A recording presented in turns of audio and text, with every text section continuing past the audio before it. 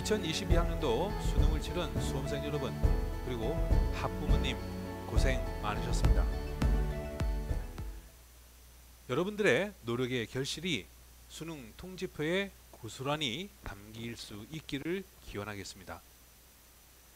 이제 2022학년도 입시에서 마지막 남은 관문이 있습니다. 정시모집이죠. 여러분들의 정시모집의 합격을 기원하기 위해서 2019학년도에서 2021학년도까지 3개년에 대한 정시모집 총정리를 해드릴 겁니다. 특히 수능 3등급 때 가장 치열한 인서울대학교 3개년의 정시모집 총정리를 해드릴 예정입니다. 이 자료를 통해서 여러분들의 정시 지원에 대한 전략을 확실하게 가져가시기를 바랍니다.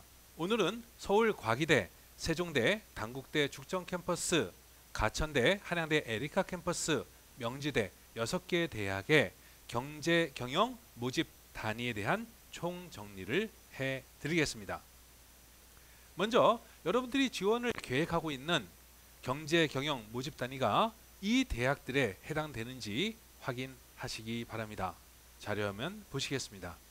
자료면에서 여러분들이 가장 주의 깊게 보셔야 될 것은요, 모집 단위에서 학과 모집 단위인지 학부 또는 계열 또는 대학 모집 단위인지가 굉장히 중요합니다.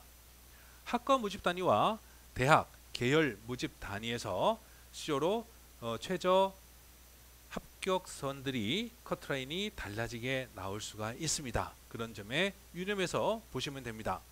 이러한 모집 단위에서 주의를 하셔야 될 것은 명지대처럼 사회과학대학 또는 경영대학으로 모집할 경우에는 경쟁자들도 많이 몰리게 되고 또한 커트라인에 대한 영향도 있기 때문에 주의를 기울이셔야 됩니다. 모집 단위에 대해서 확인하셨다면요, 이제 가군, 나군, 다군에서 각각의 모집 단위가 어떠한 3개년의 평균 성적을 가지고 있는지 먼저 확인하시겠습니다. 자료화면 보시죠. 2019학년도에서 2021학년도 합격자 100분위의 평균, 3개년 평균입니다. 이 3개년 평균은 여러분들이 지원을 고려할 때 본인이 가지고 있는 성적에 비추어서 상향 또는 소신 또는 하향 안정 등과 같은 그런 구분을 할 경우에 참고를 할 수 있도록 만들어진 자료입니다. 물론 3개년 평균적으로 봤을 때는 대학별로 그렇게 큰 차이는 없어 보이지만 그러한 정시 모집에서는 0.1 또는 1점이라는 차이가 상당히 중요한 의미를 갖고 있는 만큼요, 이런 부분들을 참조하셔서 가나 다군에 대한 지원 계획을 시나리오를 만드시면 됩니다. 먼저 가군을 보시겠습니다.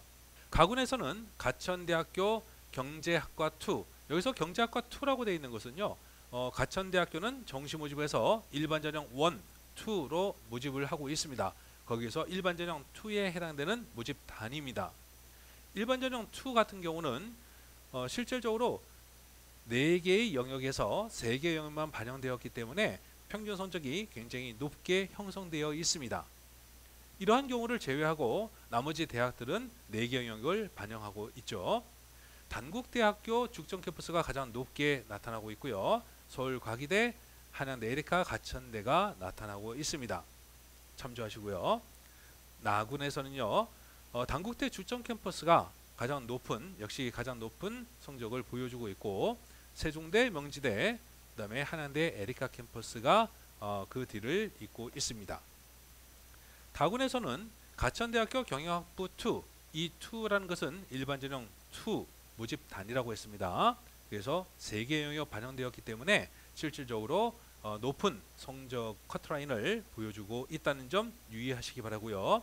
단국대학교 죽전캠퍼스 역시 가장 높은 점수를 보여주고 있고 명지대, 가천대 순으로 나타나고 있습니다. 이렇게 해서 이제 3개년 평균에 대한 성적을 참조하셨으면 가나 다군에 대해서 본인의 성적을 기준으로 상향 또는 소신, 하향 안정적인 지원 계획을 어떻게 짤지 대략적으로 가지고 계시고요. 이제 보다 구체적으로 2019학년도, 2020학년도, 2021학년도에 각각의 어떤 변화가 있는지 바로 그 부분들을 보다 상세하게 살펴보도록 하겠습니다. 자, 먼저 2022학년도 대학별로 정시 모집에 어떤 전형 방식의 차이가 있는지, 특징이 있는지 살펴보도록 하겠습니다. 자료화면 보시겠습니다. 2022학년도 정시 모집에서 대학별로 채택하고 있는 전형 방법입니다. 뭐 대체적으로 큰 차이가 있지 않지만요. 가천대 같은 경우 상당히 많은 변화가 있다는 점 여러분들이 주의를 하셔야 되고요. 이 도표에서 특히 수능 반영 영역, 반영 비율에 대한 부분들, 특히 영어에서의 등급별 반영 점수의 변화가 어떻게 있는지 그 부분에 유의하시기 바랍니다. 각 대학별로 비교하면서 살펴보도록 하겠습니다. 먼저 서울과학기술대학교입니다. 서울과학기술대학교에서는 2021학년도와 큰 차이가 없습니다. 다음으로 세종대학교에 관련된 자료입니다. 특히 2021학년도와 다른 차이점은 크게 두 가지가 보입니다. 하나는 수능 반영 영역에서의 차이죠. 2021학년도에서는 수학 나형을 그 다음에 탐구에서 사회탐구 과목만 영역만 반영을 했었는데요. 2022학년도에는 수학에서의 선택 과목 또는 탐구에서의 선택 과목에 대한 제한을 두지 않고 있습니다. 그 점 유의하시고요. 영어 점수에서는 작년에 1등급 만점이 100점에서 올해 1등급 만점이 200점으로 늘어났다는 겁니다. 영어에 대한 비중이 높아졌다 라고 하는 것보다는요, 실질적인 점수의 차이 100점에서 95점, 85점, 70점이라는 이러한 차이에 해당되는 급 간의 차이가 1등급과 2등급에서는 5점 차이로 변동이 없습니다. 그러나 2등급과 3등급에서의 차이가 많이 바뀌었다는 거죠. 2등급과 3등급의 차이를 줄였다는 겁니다. 그 부분에 대해서 주의를 하셔야 될 부분입니다. 다음으로 단국대학교 죽전캠퍼스입니다. 특히 다른 대학에 비해서 수학에 대한 비중이 굉장히 높다는 것을 주의를 하셔야 되고요.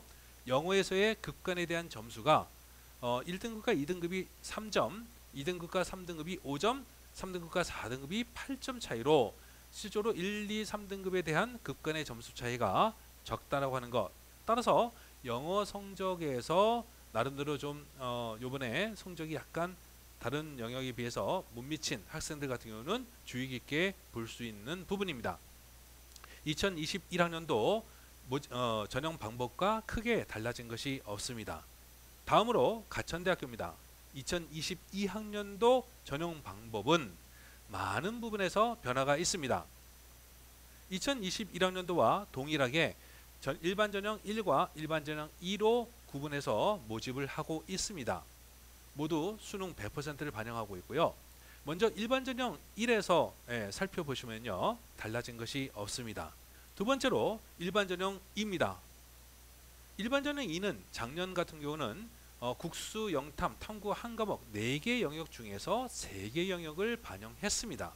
그런데 올해는 국수, 영, 탐 한, 다시 말해서 탐구를 각각으로 그리고 한국사가 반영 영역으로 포함되어 있다는 겁니다. 작년과 마찬가지로 올해도 한국사가 쉽게 출제가 되었기 때문에 한국사에서 탐구에서 성적이 안 좋다 하더라도 한국사에서 1등급 받은 학생 같은 경우는 유리하게 생각해 볼 수 있는 전형 방식입니다. 전형 방법이죠. 국어나 수학에서 평소에 점수를 받지 못했던 학생도 영어나 탐구, 한국사 4과목을 반영할 수 있기 때문에 그런 부분에서 참조하시면 유익하리라 생각됩니다. 영어에 대한 등급별 반영 점수에서 뭐 크게 달라진 것은 없는데 2등급과 3등급에서의 3등급이 작년도 91점에서 올해 92점으로 1점을 상승 반영하고 있다는 점, 그 부분을 참조하시면 되겠습니다. 다음으로 한양대 에리카 전형입니다. 한양대 에리카 같은 경우는요, 2021학년도와 달라진 것이 없습니다. 뭐 국어, 수학, 영어, 탐구 두 과목 반영하고 있고요.